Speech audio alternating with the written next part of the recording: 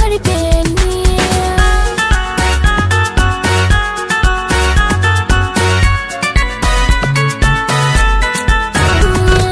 Kai na gani na tsaya na dake ba na jin zafin rana, cikin sanyi kallon hoton ka ya sa na aje bargona.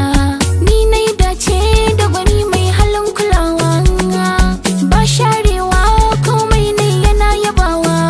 A sha a ce na haukace, a take sai na firgice, cutar so ta kama